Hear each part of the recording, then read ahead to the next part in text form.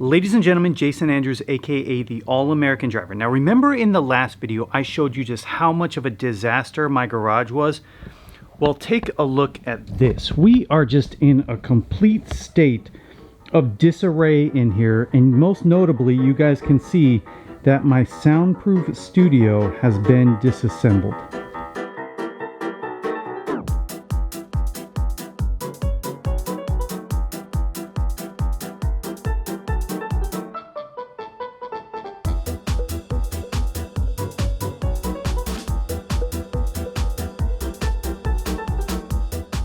Yeah, that's actually a pretty sad day. I'm definitely going to miss it. For now, the plan is to put it in storage the entire time we are in Italy. So when I get back 4 or 5 years from now, I will be able to get the studio and set it up in hopefully the new place.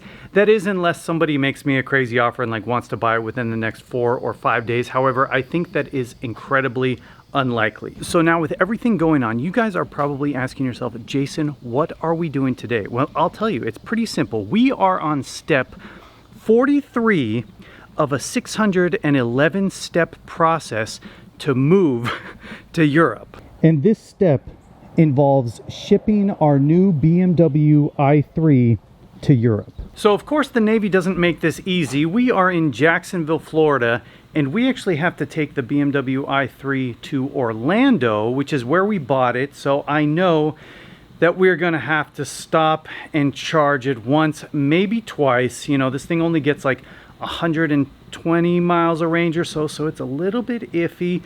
But yeah, we're going to Orlando, and you guys wouldn't believe the things I got to prepare this car for when it gets to Europe, because there's all sorts of little adapters, inverters, big inverters and things like that to hopefully be able to use it. But I'll show you guys those in a second. Why don't we head down?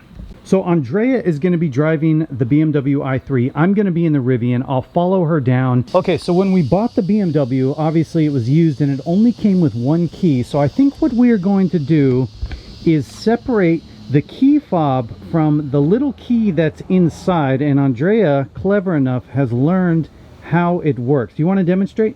Yeah, so this is the key fob. In case you run out of battery, it has a secret key here.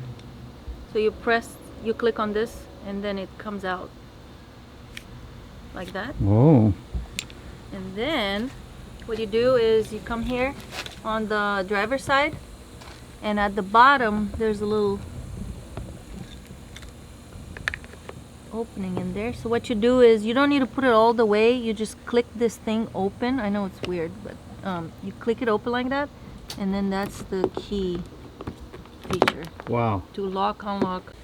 Our first charging stop is going to be Buc-ee's. So when all else fails, all you got to do is find the Beaver, because we are officially charging the BMW i3. This is actually Andrea's first time charging a car. I think she's inside, just enamored with everything that's happening inside Buc-ee's. If you haven't been, it's quite the experience. However, we are at a Mercedes charger, and it's charging 98%. There's probably a pretty serious glare there, but 98%. Yeah, wow, not even an adapter needed at the Mercedes. So yeah, one and done. Actually, don't need to charge the Rivian right now. I still have plenty of power. The range on this thing is actually really, really good. Love this truck. And actually, we are going to be doing something with this truck. Well, I don't want to tell you yet. Hey babe, you did some shopping? This place is crazy. It is crazy in there. I see you got a chair. Yeah, and I have t-shirt, I have t-shirt. Buc-ee chips. Buc-ee chips.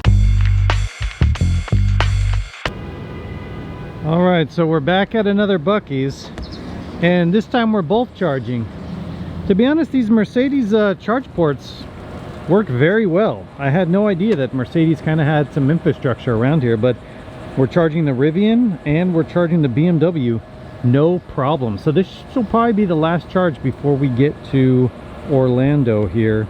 So far, so good. Okay, so we're at our last charging service. We're right by the place that we're shipping the car off.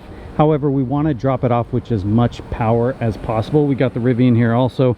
Unfortunately, this charger didn't work, so we are using this one, and the cable is long enough to get to here to charge the car.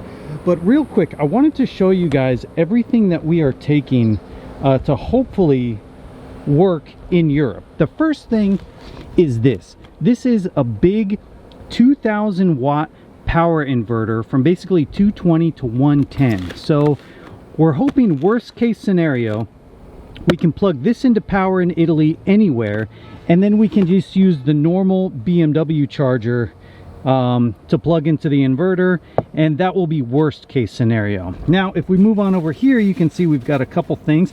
The CC like 1 to 2 adapter. So I think that Italy uses this one, and it will just plug into ours, so we would be able to put this in line like this, and then it will plug in, hopefully. And we're also hearing that sometimes, like when we're here at this charger, you can see the cables are built in, you know, like there's no detaching the cable or anything. However, I'm understanding in Europe sometimes the chargers, they don't have a cable on them, so you might have to bring your own cable. So what we got here is a CC2, I think, adapter, or not just the cable.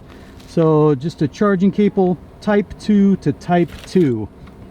So just in case we don't have a cable, we should be able to use this, plug it into the adapter, and charge the car. So between the inverter, the adapter, and the cable, along with the BMW charger, hopefully this thing will work in Europe. But until we're there charging, it's a little stressful. We're just doing an inspection to make sure everything is clean and everything.